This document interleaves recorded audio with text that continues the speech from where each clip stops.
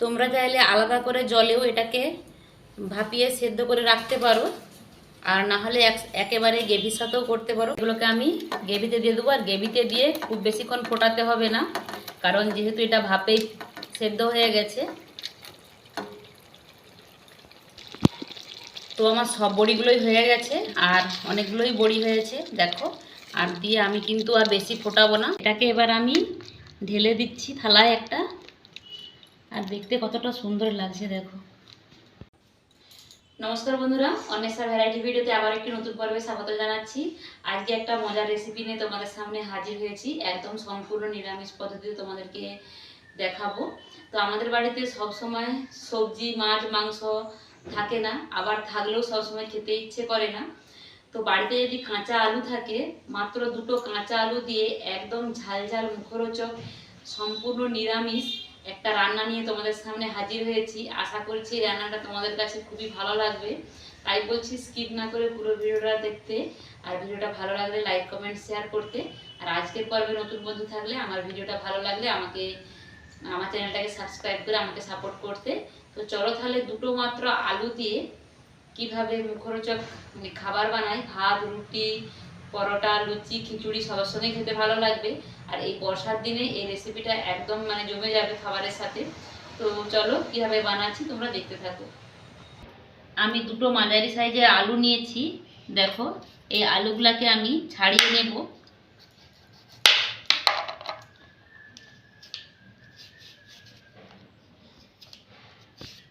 আমি দুটো আলু ছাড়িয়ে নিয়েছি, আর এই দুটো আলু দিয়েই একদম মুখরোচক খাবারটা বানাবো। তো প্রথমে আলুগুলোকে ছোট ছোট করে টুকরো করে কেটে নেব।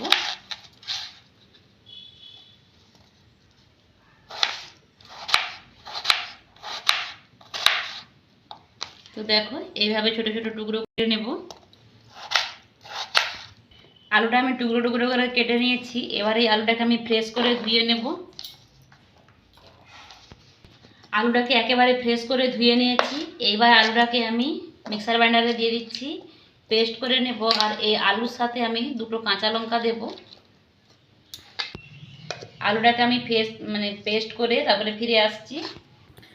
বন্ধুরা, আলুটা আমি পেস্ট করে নিয়ে চলে এসেছি দেখো। একটা জায়গায় ঢেলে নিচ্ছি আলুটাকে।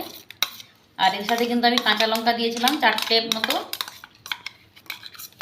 এবার দিয়ে দিচ্ছি হলুদের গুঁড়ো, যাতে আলুটা তাড়াতাড়ি কালো না হয়ে যায় তার জন্য। আর দিয়ে দিচ্ছি 3-4 চামচ বেসন। আর বেসন যদি আমার আরও লাগে পরে ব্যবহার করব। তো 3 চামচ দেওয়ার পর আমি এটাকে মাখাচ্ছি। এটা আমার সুন্দরভাবে মাখানো হয়ে গেছে। আর এটাকে একেবারে শক্ত শক্ত করব না, এরকমই থাকবে। আর যদি পরে আরেকটু লুজ হয়ে যায়, কারণ যেহেতু আলু জল বেরিয়ে যাবে, তখন আরেকটু বেসন দেব। তো এখন এটাকে আমি এইভাবে রেখে দেব। এর জন্য আমার মশলা লাগবে, যেহেতু নিরামিষ, 1 চামচ পোস্ত দিয়েছি। আর এই যে কয়েকটা কাজু দিয়ে দিলাম। আর 1 চামচ মতো চালমগজ দিচ্ছি। আর 2 চামচের মতো টক দই, সব একসঙ্গে দিয়ে এটাকে পেস্ট করে নেব। বন্ধুরা, গ্যাসে কড়াই বসিয়ে দিয়েছি। কড়াই বসিয়ে দিয়ে আমি সরষের তেল দিচ্ছি। যেহেতু নিরামিষ রান্না করছি তাই সরষের তেল দিচ্ছি। 3 চামচের মতো সরষের তেল দিলাম। তেলটা আমার গরম হয়ে গেছে। সামান্য পরিমাণে চিনি দিয়ে দিলাম তেলের মধ্যে। আর দিয়ে দিচ্ছি গোটা গরম মশলা। এবার আমি মশলা দেব। আর এই মশলাটার মধ্যে আছে আদা, কাঁচা লঙ্কা আর টমেটো একসঙ্গে আমি আগে থেকে পেস্ট করে রেখেছি। এই পেস্ট করা মশলাটাকে এবার আমি মশলাটাকে একটু ভালোভাবে কষিয়ে নিচ্ছি, যাতে আদার কাঁচা গন্ধটা চলে যায়। তো মশলাটা আমার কষানো হয়ে গেছে, তেল ছেড়ে গেছে। এর সঙ্গে আরও কিছু মশলা আমি অ্যাড করব। সামান্য পরিমাণে লাল লঙ্কার গুঁড়ো দিচ্ছি, কারণ আমার 3টে কাঁচা লঙ্কা বাটা আছে, তার জন্য সামান্য যে যার ঝাল বুঝে লঙ্কাটা দেবে। তো আর 1 চামচ হলুদের গুঁড়ো দিয়ে দিচ্ছি। দিয়ে দিচ্ছি 1 চামচের মতো ধনিয়া গুঁড়ো। এবার আমি সামান্য জল দিচ্ছি, দিয়ে মশলাটাকে আবার একটু ভালো করে কষিয়ে নেব।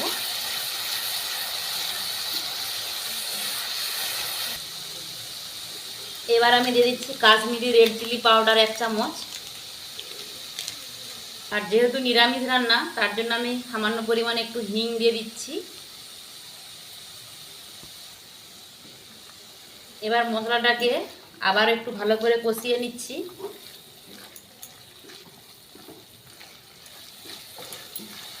কাজু, পোস্ত, চালমগজ আর টক দই যে পেস্ট করে রেখেছিলাম, সেই পেস্টটা দিয়ে বাটি ধুয়ে একবারে জল দিয়ে দিলাম।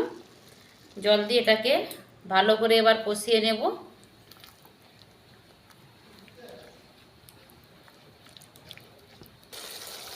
মশলাটা একটুক্ষণ কষিয়ে নিয়েছি। এইবার আমি বেশ কিছুটা জল দিয়ে দেব। আর জলের পরিমাণটা আমার বেশি লাগবে। কেন বেশি লাগবে সেটা আমি তোমাদেরকে পরে বলে দেব। এবার দিয়ে দিচ্ছি পরিমাণ মতো লবণ, সামান্য পরিমাণে চিনি দিচ্ছি, কারণ নিরামিষ রান্নায় হালকা ঝাল মিষ্টি লাগলে খেতে ভালো লাগবে।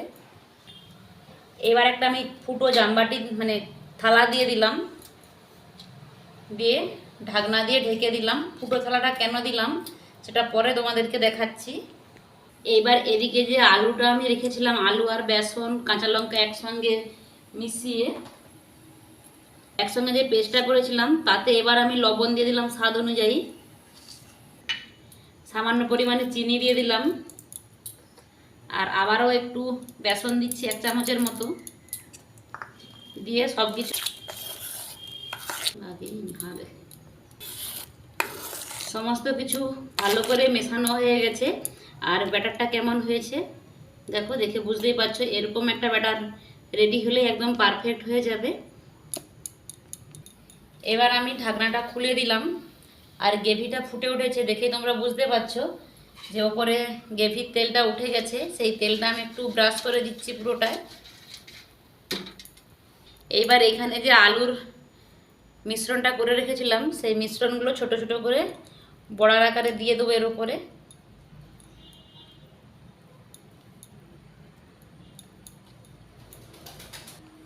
তোমরা চাইলে আলাদা করে জলেও এটাকে ভাপিয়ে সেদ্ধ করে রাখতে পারো, আর না হলে একেবারে গ্রেভির সাথেও করতে পারো, কোনো অসুবিধে নেই।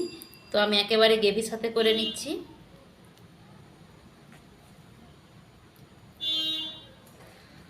তো সবগুলো আমার দেওয়া হয়ে গেছে। আমি আবার ঢাকনাটা ঢেকে 2 মিনিট হয়ে গেছে। এবার ঢাকনা খুলে দেখাচ্ছি, দেখো সবগুলোই সেদ্ধ হয়ে গেছে, হাতেও আর লাগছে না। এই দেখো হাতেও আর লাগছে না। এটাকে এবার নামিয়ে নেব। এটাকে নামিয়ে নিচ্ছে এইভাবে, কারণ পিছনে অনেক মশলা লেগে গেছে, তাই প্লেটের উপর নামিয়ে নিলাম। আর এদিকে যে গ্রেভিটা আছে একদম পারফেক্টলি হয়ে গেছে। একটু ঠান্ডা হয়ে গেলেই বড়িগুলোকে তুলে নেব। বড়িগুলো ঠান্ডা হয়ে গেছে, আমি খুন্তি দিয়ে এগুলোকে তুলে দিচ্ছি। দেখো কত সহজে উঠেও যাচ্ছে, কোনো রকমভাবে লাগেও না, কিচ্ছু হয় না। তো বড়িগুলো আমার সেদ্ধ হয়ে গেছে আর খুব সুন্দর দেখাচ্ছে। দেখো যেহেতু মশলা দেওয়া আছে। তো চলো এবার এগুলোকে আমি গ্রেভিতে দিয়ে দেবো। আর গ্রেভিতে দিয়ে খুব বেশিক্ষণ ফোটাতে হবে না, কারণ যেহেতু এটা ভাপেই সেদ্ধ হয়ে গেছে। তো আমার সব বড়িগুলোই হয়ে গেছে, আর অনেকগুলোই বড়ি হয়েছে দেখো। আর দিয়ে আমি কিন্তু আর বেশি ফোটাবো না, হালকা একটু ফুটিয়ে নামিয়ে নেব। আর এই রান্নাটা একদম একটু বসা বসা হবে, যাতে রুটি, পরোটা, খিচুড়ি সবের সাথে খেতে ভালো লাগবে।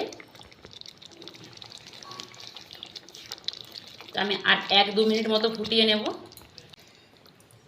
আমি 2 থেকে 3 মিনিট মতো ফুটিয়ে নিয়েছি। আর গ্রেভিটা দেখো একদম বসা বসা হয়ে গেছে, একদম পারফেক্টলিভাবে হয়ে গেছে আমার এটা। এবার আমি এতে 1 চামচ মতো ঘি দিয়ে দেব। নিরামিষ খাবার তো তাই আমি ঘি দিচ্ছি, তোমরা পছন্দ না করলে নাও ঘি দিতে পারো, ধনেপাতাও দিতে পারো। তো আমি ঘিটা ভালো লাগে আমার, তো তাই আমি ঘিটা দিচ্ছি। আর নিরামিষ রান্নার শেষে একটু ঘি দিলে রান্নাটার কিন্তু স্বাদ অনেকটাই বেড়ে যায়। তো আমার ফাইনালি এটা হয়ে গেছে। এবার আমি গ্যাসের ফ্লেমটাকে বন্ধ করে দিলাম। তো বন্ধুরা এটাকে এবার আমি ঢেলে দিচ্ছি থালায় একটা, আর দেখতে কতটা সুন্দর লাগছে দেখো। তো বন্ধুরা থালায় ঢেলে নিয়েছি, আর কালারটা খুব সুন্দর এসেছে। ক্যামেরায় কতটা ভালো এসেছে জানি না, এমনিতে অরিজিনাল কালারটা কিন্তু খুবই অসাধারণ এসেছে। তো দেখো কতটা সুন্দর লাগছে দেখতে। আর এই খাবারটা মানে রুটি, ভাত, পরোটা, লুচি, খিচুড়ি সবের সাথে কিন্তু খেতে খুবই ভালো লাগে। আর দেখতে যতটা সুন্দর, এর স্বাদও হয় অপূর্ব একদম।